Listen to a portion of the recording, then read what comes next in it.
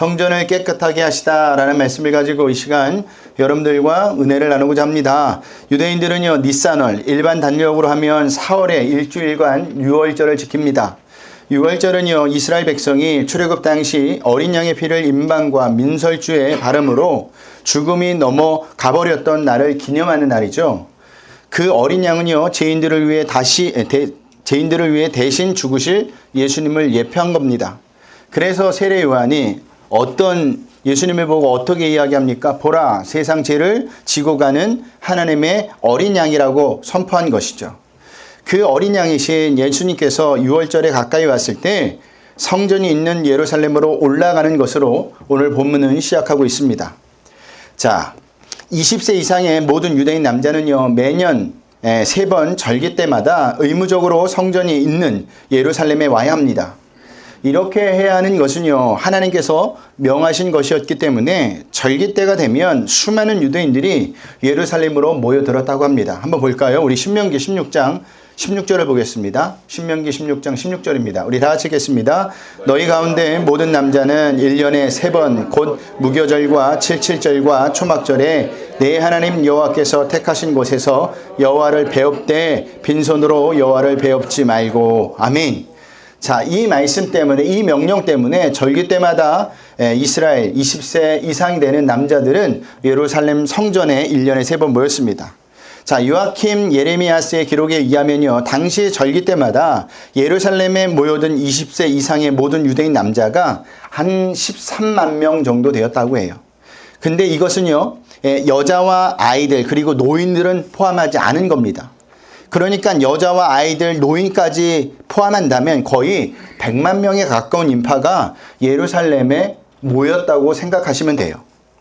자, 그렇게 예루살렘에 온 그들은요, 대부분 밖에다 천막을 치고 일주일 동안 유숙을 합니다. 특별히 6월절에는요, 13만 명의 사람들이 25만 마리의 양을 잡아 성전에서 제사를 또한 드렸다고 해요. 그리고 절기를 지키기 위해서는요, 예루살렘으로 올라온 자들은 성전에 들어갈 때 뭐를 내야 되느냐? 속전이라는 것을 내야 합니다. 속전이라고 불리는 성전세를 내야만 했습니다. 성전세는요, 유대인 화폐로 반세겔인데, 반세겔은요, 당시 노동자 이틀치 임금에 해당하는 돈이었습니다. 그런데 당시 로마의 지배하에 있었기 때문에 유대인들은 모두 로마의 화폐를 쓰고 있었어요. 그래서 그 화폐에는 어떤 형상이 그려져 있을까요? 로마 황제의 형상이 그려져 있습니다. 그래서 성전에는요, 그 로마의 화폐를 받지 않았습니다. 그 대신 뭘로 받았느냐? 오직 세겔로만 받은 거예요. 그래서 유월절을 지키러 온 사람들은요, 모두 의무적으로 자신들의 돈을 세겔로 바꿔야만 했습니다. 그래서 절기 때가 되면 성전 마당과 그 부근 감난때 일대에 환전상들이 진을 치고 있었다고 합니다. 그리고 환전상들을 관장하는 기관이 어떤 기관이었냐면 사내들인 공의회였는데, 그들은 절기 때마다 환전을 통해 엄청난 부를 축적할 수 있었다고 합니다. 반세겔을 바꿔주는데 반세겔에 몇 프로를 수수료를 받았을까요? 몇 프로를 수수료 받았을 것 같아요? 50%입니다. 50%. 굉장한 거예요. 50%를 받았다고 합니다. 엄청난 많은 이익을 남긴 거죠. 뿐만 아니에요. 6월절을 지키러 온 사람들은요, 성전에서 제사를 지내야만 했는데, 그때는요, 점도 없고 흠도 없는 제물을 바쳐야만 했습니다. 그런데 순례를 오는 사람들이 아무리 자기 집에서 가장 좋은 가축을 끌고 와도 예루살렘에 도착하면 그 가축들이 살이 빠지고 흠도 나고 해서 불합격 판정을 받기가 일쑤였다고 합니다. 그래서 성전 부근 감난산 일대에 4곳의 가축 시장이 존재했대요, 그 당시에.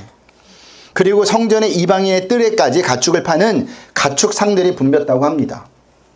그런데요, 그 가축상들을 주관하는 자는 누구였느냐? 대제사장이었는데, 자기가 관장하는 가축 시장의 재물이 아니면 수시로 아무리 어떤 좋은 물건이라도 꼬투리를 잡아서 불합격 판정을 내어버리는 바람에 사람들이요, 이제는 더 이상 집에서부터 가축을 가져오지 않고 아예 성전 근처에서 이 가축을 사는 진풍경이 만들어진 겁니다.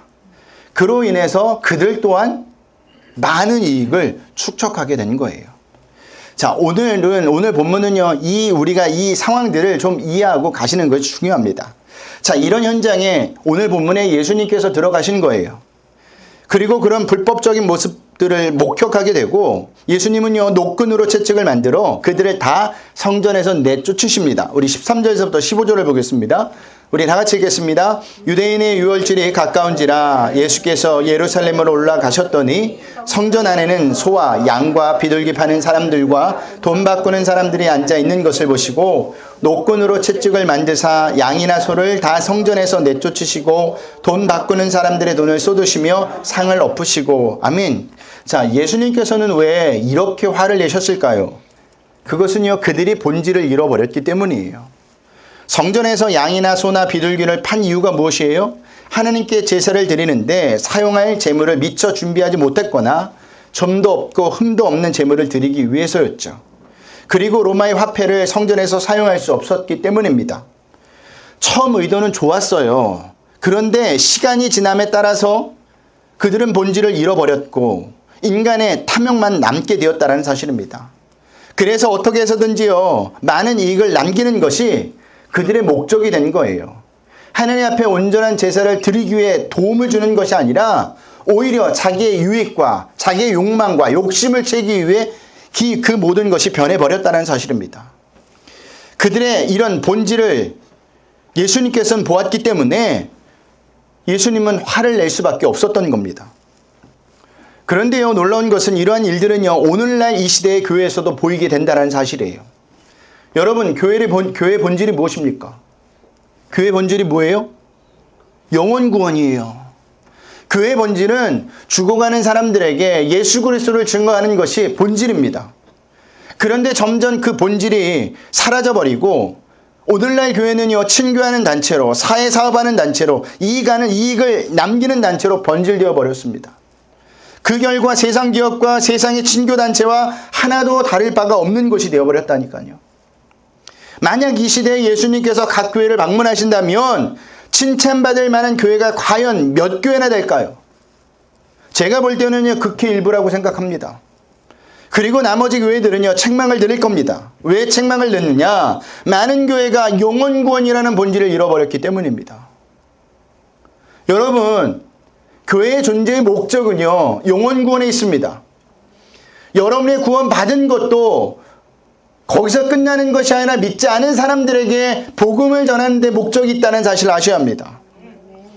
이것을 잃어버리면 우리는 본질을 잃어버린 거예요.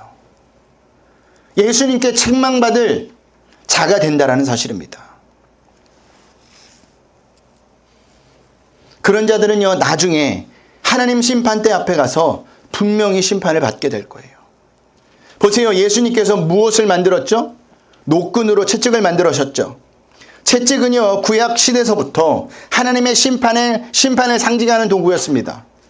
그러니까 예수님께서 노끈으로 채찍을 만드셨다는 것은요, 본질을 잃어버린 자들을 심판하셨다라는 의미입니다. 그러니 신앙생활 하면서 저와 여러분이요, 이 본질을 잃어버리시면 안 됩니다.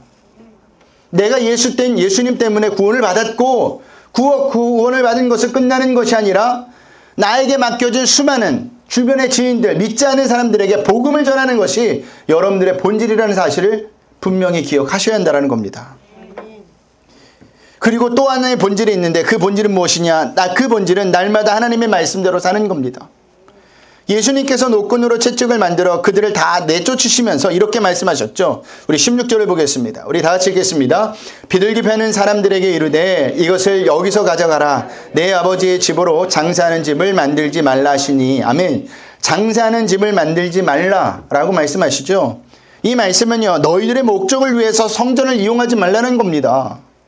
오늘날로 말한다면 너희들의 바램과 소원을 위해 하나님을 우상으로 만들지 말라는 거예요. 여러분은 왜 예수님을 믿고 계십니까? 잘 먹고 잘 살기 위해서요? 나의 바램과 소원을 이루기 위해서요? 이것이 목적이라면 예수님을 믿지 않아도 잘 먹고 잘 살 수 있습니다. 바램과 소원을 이룰 수가 있어요. 하지만 이것은 우리가 목적이 아니죠, 이것이. 우리가 왜 예수님을 믿어야 하는지 분명한 목적을 아셔야 합니다. 이것을 알지 못한다면요, 오늘 본문에 나오는 성전에서 가축을 파는 자들이나 환전상들처럼 성전을 자신들의 이익을 위하여 이용하는 자가 될 수밖에 없는 겁니다. 여러분, 우리가 왜 예수를 믿어야 하죠? 죄로 인해 죽을 수밖에 없는 인간은 예수님이 아니고서는 구원을 받을 수 없기 때문입니다. 내 노력으로 절대 구원을 받지 못해요. 예수님 외에는 다른 길이 없습니다. 그러니까 예수님이 진리이기 때문에 우리가 예수님을 믿는 거예요. 요한복음은 계속 그 얘기를 하고 있는 겁니다. 오직 예수라고. 예수님 외에는 다른 길이 없다고 말하고 있는 겁니다. 이것을 할 때 우리는요, 바른 신앙생활을 할 수 있습니다. 예수님께서 성전에 들어가셔서 장사하는 자들을 다 쫓아내신 장면을 보고 제자들은요, 구약에 있는 성경 말씀 한 구절을 기억해냅니다. 우리 17절을 보겠습니다. 우리 다 같이 읽겠습니다. 제자들이 성경 말씀에 주의 전을 사모하는 열심히 나를 삼키리라 한 것을 기억하더라. 아멘. 자, 이 구절은 시편 69편 9절에 나왔던 말씀입니다. 우리 시편 96편 9절을 보겠습니다. 69편 9절입니다. 우리 다 같이 읽겠습니다. 주의 집을 위하는 열성이 나를 삼키고 주를 비방하는 나에게 미쳤나이다. 아멘. 자, 이 말씀이 무슨 뜻일까? 삼킨다는 말은요, 불에 태운다, 망하게 한다는 뜻을 가지고 있습니다. 그러니까 이 말씀은 예수님이 하나님의 전을 사모하는 열심 때문에 생명을 내놓았다라는 의미입니다. 실제로 예수님께서는 이 사건이 결정적인 계기가 되어 나중에 어떻게 되십니까? 십자가에 못 박혀 죽게 되죠. 이 대목은요, 예수님께서 하나님의 전을 얼마나 사랑했는지를 알 수 있는 장면입니다. 그래서 하나님의 전이 장사하는 곳으로 변질되는 것을 참지 못해 노끈으로 채찍을 만들어 장사하는 모든 자들을 쫓아내신 거예요. 예수님과 같은 사람이 프랑스에도 있었습니다. 프랑스의 루이 14세가 한 번은요, 귀족들을 거느리고 주일 예배에 참석하려고 성당의 주교에게 통지를 했다고 합니다. 당시 왕실 설교자였던 푸넬로는요, 대주교가 그날 예배를 집례하기로 되어 있었습니다. 그런데 주일날 왕이 귀족들을 거느리고 아주 위험을 떨면서 교회 안에 들어가 보니 사람들이 아무도 없는 겁니다. 왕은 그 대주교를 불러서 어떻게 된 사정인지를 묻게 돼요. 그러자 대주교는요, 아주 자세하게 이렇게 그 왕에게 이야기했다고 합니다. 폐하가 오늘 예배에 참석한다는 사실을 모든 사람이 알고 굉장히 관심을 갖고 있었습니다.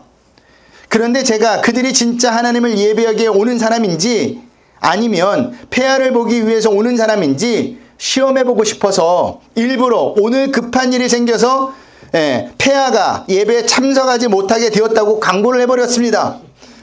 그랬더니 사람들이 한 명도 나오지 않았습니다. 라는 말을 했다라는 거예요.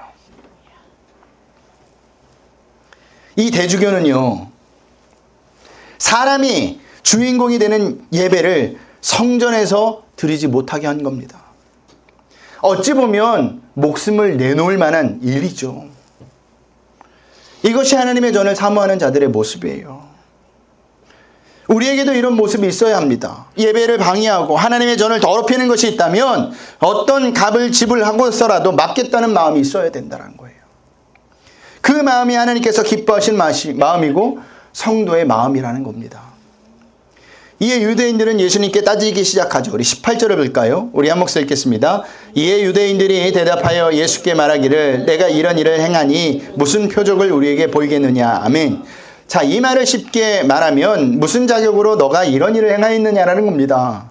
너가 구약 성경에서 말하는 메시아이면 표적을 보여달라는 거였어요. 예수님은요, 당시 유대 종교 지도자들로부터 성전에서 일을 수행할 수 있는 어떤 권한도 부여받은 적이 없었습니다. 따라서 이러한 일을 하면 하나님으로부터 직접 권위를 받아야 한다고 그들은 생각했던 것이죠.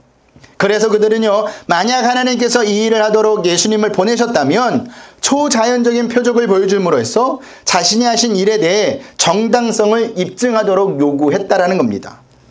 하지만 사실 그들은요, 속내는 어떤 표적을 보고 예수님이 행하는 어떤 표적을 보고 예수님의 권위를 인정하는 것이 아니라 예수님을 궁지에 빠뜨리기 위해서 이런 요구를 한 거예요. 꼬투리를 잡기 위해서. 그래서 예수님이 표적을 보이지 않고 어떤 말을 하시느냐. 우리 19절을 볼까요? 우리 다 같이 읽겠습니다. 예수께서 대답하여 이르시되 너희가 이 성전을 헐라 내가 사흘 동안에 일으키리라. 아멘. 자, 예수님의 이 대답은 듣는 모든 자들을 놀라게 합니다. 왜냐하면 당시 예루살렘 성전은 주전 24년에 착공된 것이었습니다. 그러니까 예수님 당시는 이미 착공된 지 46년이라는 세월이 흘러간 다음이에요. 그런데도 성전이 아직 완공되지 않다가 64년 후에 이르러서야 공사를 마치게 됩니다. 그런데도 예수님은 사흘 만에 그 성전을 어떻게 한다고요? 다시 일으킨다, 짓겠다라고 말한 것이죠. 그러니 그들 입장에서는 말도 안 된다는 대답이어서 놀란 거예요. 그래서 어떻게 합니까? 예수님의 대답에 반박을 합니다. 우리 20절을 보겠습니다. 우리 한 목소리 읽어봅니다. 유대인들이 이르되 이 성전은 46년 동안에 지었거늘 내가 3일 동안에 일으키겠느냐 하더라. 아멘. 46년이라는 시간이 흘렀음에도 불구하고 아직 성전이 완성되지 않았는데 어떻게 너가 3일 동안 성전을 짓겠느냐라고 묻는 겁니다. 왜 유대인들이 이런 말을 했을까? 그것은요, 예수님께서 하신 말씀이 어떤 뜻으로 했는지 유대인들은 전혀 알지 못했기 때문이에요. 여러분, 예수님께서 하신 그 말씀은 어떤 말씀이었어요? 당신이 고난을 당하고 부활을 염두에 두고 하신 말씀입니다. 죄로 인해 죽을 수밖에 없는 죄인들을 대신하여 이 땅에 오셔서 고난을 당하고 십자가를 지시고 죽은 다음에 3일 만에 부활하신다는 이야기를 하신 거예요. 이사야 선지자가 예언한 것처럼 그들은요, 눈이 있어도 보지 못했고 귀가 있어도 듣지 못한 영적 소경이었으며 귀머거리였습니다. 이것은요, 그들이 하나님께 속하지 않았고 세상에 속한 사단의 자녀들이라는 것을 드러낸 것이었어요.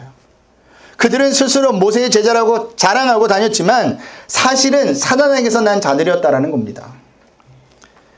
이와 같이 세상 사람들은요, 하나님의 말씀을 듣기는 들어도 깨닫지 못합니다.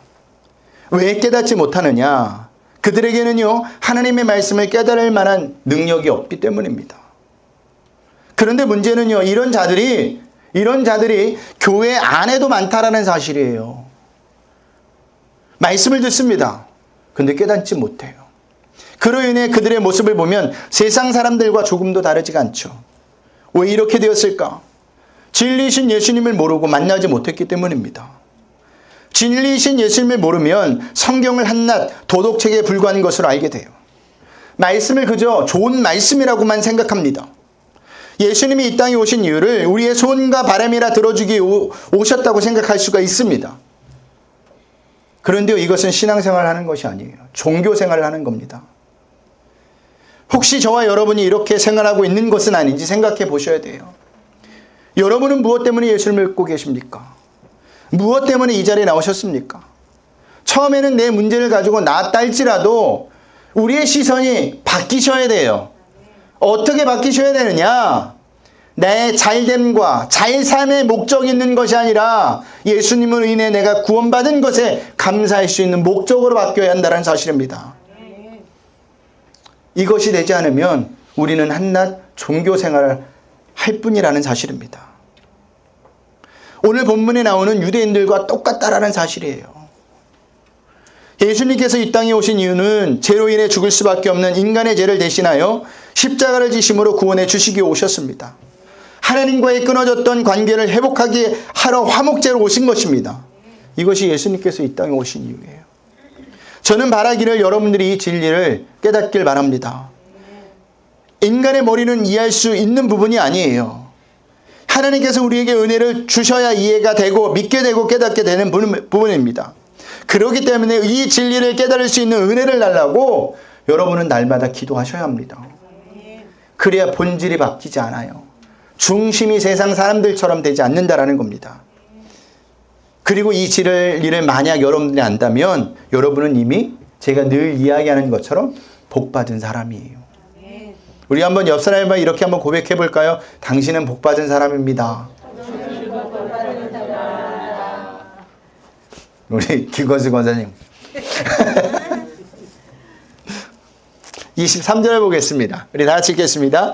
유월절에 예수께서 예루살렘에 계시니 많은 사람이 그의 행하시는 표적을 보고 그의 이름을 믿었으나. 아멘. 예수님께서는 예루살렘에 머무시는 동안 많은 사람이 예수님이 행하시는 표적을 보고 그의 이름을 믿었다고 하죠. 여기 그의 이름을 믿었다라고 기록한 것을 볼 때 그들이 예수님을 영접한 것으로 볼 수 있지만 여기 보면 믿었으나라죠. 다른 것을 이야기합니다. 무슨 말이냐? 사실은 그렇지 않다라는 거예요. 그 이유는요, 그들은 예수님께서 행하신 표적을 보았기 때문에 믿은 거라는 겁니다. 표적 때문에 믿은 거예요. 그러니까 그들의 믿음은 진짜가 아니었다는 것을 지금 고발하고 있는 겁니다. 왜냐하면 그들의 믿음이 진짜였다면 나중에 예수님께서 제자가 되라고 부르실 때 거절하고 자기 길을 가게 되는 일이 없기 때문입니다. 이것은 오늘날도 마찬가지예요. 많은 사람이 성도라고 하죠. 하지만 그들이 모두 진짜 성도는 아닙니다. 왜냐하면 그들은 말씀을 따라 사는 것이 아니라 자신의 유익과 이익에 따라 살기 때문이에요. 그들은요, 결정적인 순간에 예수님을 부인할 겁니다. 언제든지 예수님을 떠난 준비를 하고 있는 자들이에요. 왜요? 예수님이 진리인 것을 깨닫지 못했기 때문이죠. 눈에 보이는 현상만 따라보고 나왔기 때문입니다. 언제든지 그것이 현상들이 바뀌면 떨어져 나갈 사람들이라는 겁니다. 그런 의미에서 여러분은 진짜 성도이십니까? 스스로 답해 보셔야 돼요. 내가 무엇 때문에 예수님을 믿고 있는지, 지금 이 자리에 있는지, 내가 하나님 앞에 기도하는지 스스로 답해 보셔야 한다니까요. 제가 여러분들을 평가할 수가 없어요. 여러분의 가슴에 손을 얹고 한번 생각해 보세요. 여러분의 자신을 가장 잘 아실 거 아닙니까? 우리 24절, 25절을 보겠습니다. 우리 다 같이 읽겠습니다. 예수는 그의 몸을 그들에게 의탁하지 아니하셨으니 이는 친히 모든 사람을 아심이요 또 사람에 대하여 누구의 증언도 받으실 필요가 없었으니 이는 그가 친히 사람의 속에 있는 것을 아셨음이니라. 아멘. 여기 보면 예수님께서 자신의 몸을 사람들에게 의탁하지 않으신 사실과 그 이유에 대해서 말씀하고 있죠. 그 이유는 예수님께서 친히 모든 사람을 아시고 그 속에 있는 것을 다 아셨다라는 겁니다. 그렇다면 예수님의 사람의 뭘 아신다는 겁니까? 그들이 예수님의 표적을 보고 예수님을 인정하기는 하나 진정으로 믿고 예수님을 따르려는 생각이나 결단이 없었다는 것을 아셨다라는 거예요. 또한 그들이 예수님을 인정하기는 하는데 예수님을 통하여 물질적 이득이나 정치적 욕망을 이루려는 세상적인 동기가 있음을 아셨다라는 겁니다. 그래서 예수님께서 자신의 몸을 사람들에게 의탁하지 않으셨다라는 거예요. 하나님께서 하나님의 일을 우리에게 시키지 않는 이유는 우리가 제대로 믿지 않고 있기 때문에 하나님이 우리를 쓰지 않을 때도 있다는 사실을 분명히 이야기하고 있는 겁니다. 여러분, 이게 인간의 모습이에요. 인간은요, 믿을 만한 자가 아니에요. 지금 제가 여기 서 있는 목회자인 저도 마찬가지입니다.